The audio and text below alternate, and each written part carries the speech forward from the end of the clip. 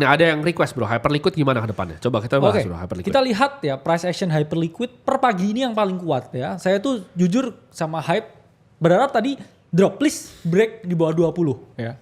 Karena saya mau beli lebih. Nyatanya nggak dikasih bro. Ya. Hyperliquid kayaknya yang paling kuat sekarang ya. Kalau kita gambar garisnya ya dia range low-nya di 20 perfectly bounce ya. Padahal saya berharap ini masih turun dulu ya supaya bisa akumulasi ya. Tapi nyatanya ya Hyperliquid satu-satunya ya yang hijau sendiri ya di keadaan market seperti ini.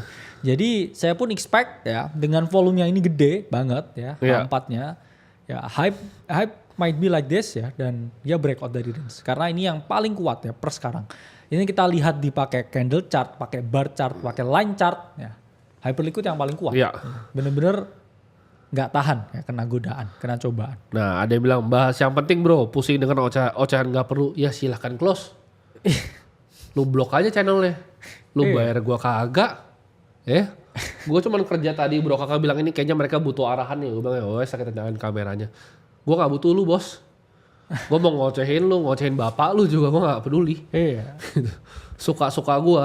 Ya gak senang keluar. Gue bukan YouTuber. Ya jadi Hyperliquid ya yang paling kuat ya dengan price action sekarang. Kalau kita lihat AI very discounted ya. Apakah akan tapi AI gimana bro? Tetap terjadi super cycle atau enggak ya? Kita lihat datanya dari Messari. Kita lihat datanya dari Kaito ya. Ini kan teman-teman yang bilang mahal nih ya.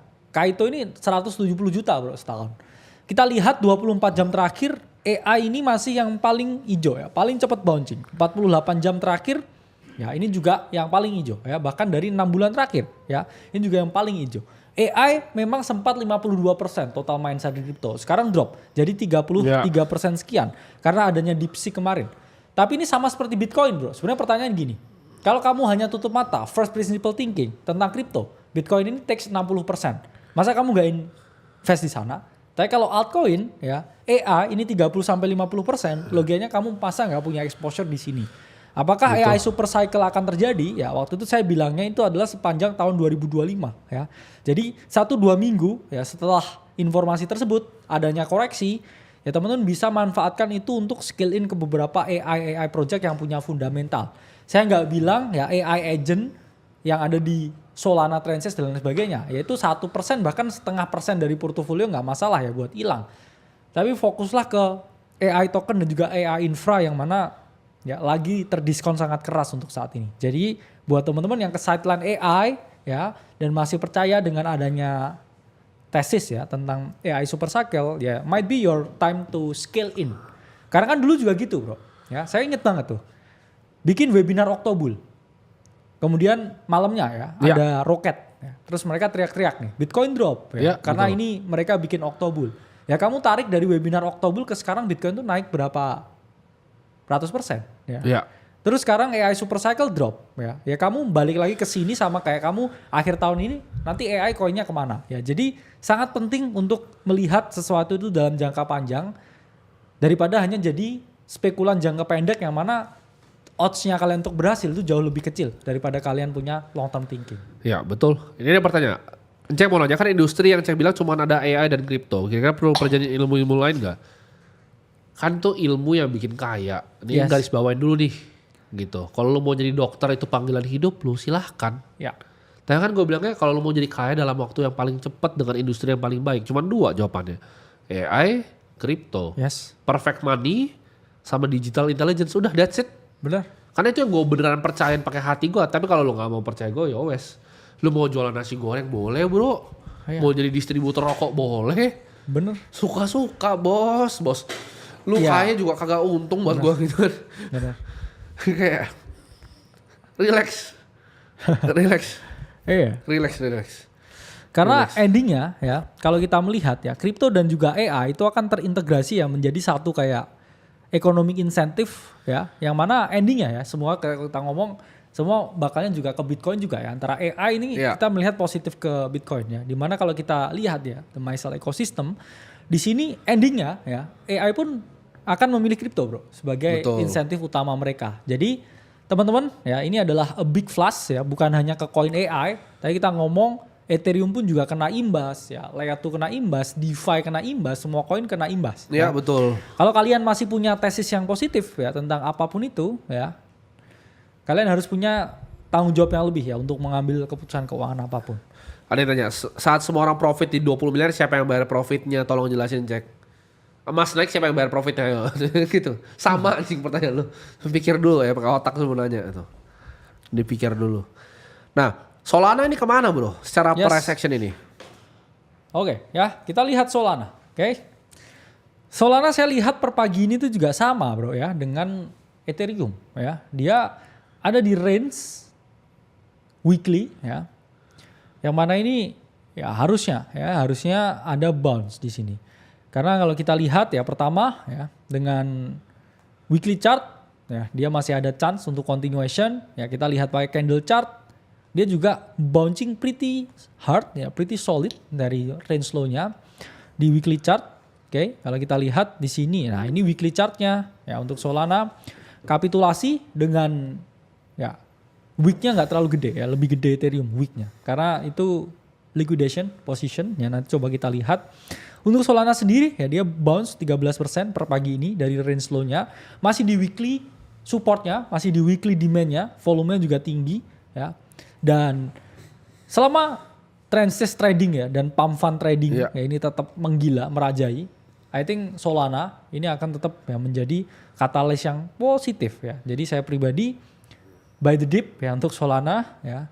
Ini memang ada chance ya. Makanya jangan pakai leverage ya. Biar kamu masuk di sini pakai leverage ya, kebantai sini lagi cut loss. Padahal nanti skenario seperti itu baru naik ya. Jadi harus punya sabaran ya, gunakan diskon ini semaksimal mungkin.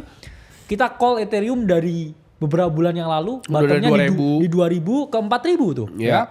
Udah double kan ya. Terus sekarang lagi turun lagi ke 2.000 ya. Kalian harus mikir lagi ya.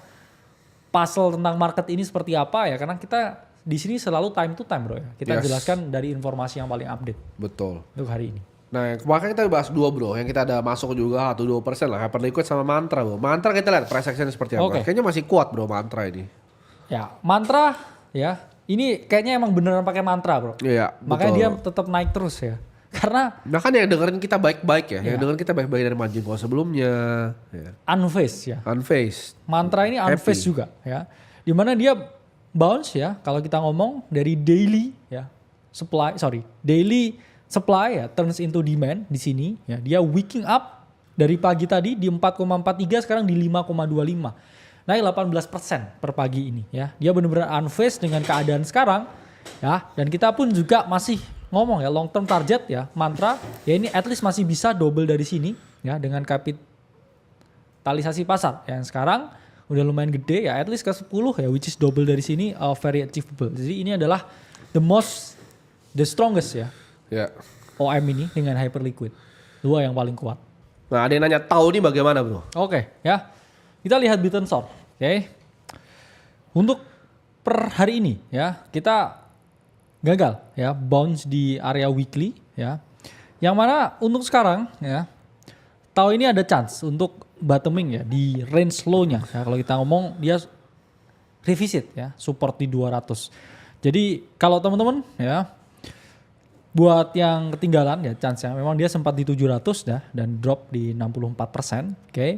Dan kemarin ya kalau teman-teman masih beli di 400 ya, sekarang masih drop ya, itulah pentingnya ya menerapkan ya multiple entry.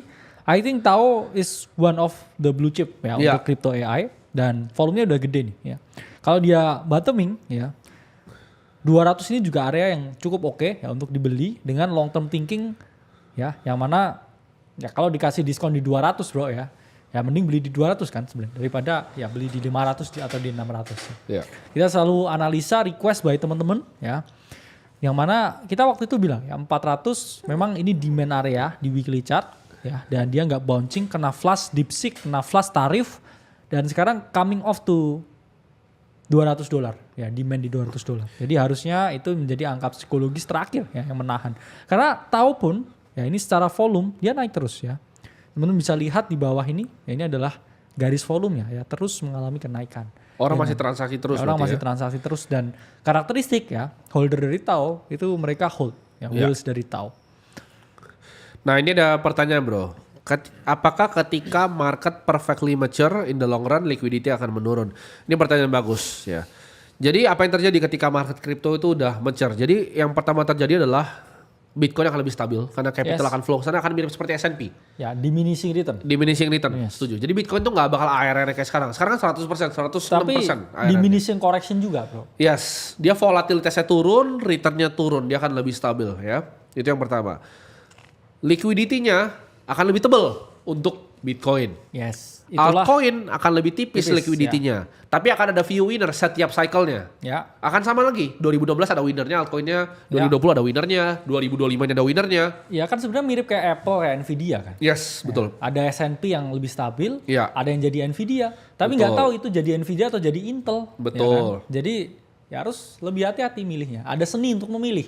Ada Itulah seni kenapa untuk kita memilih. bilang ya, the art of crypto trading. Bener.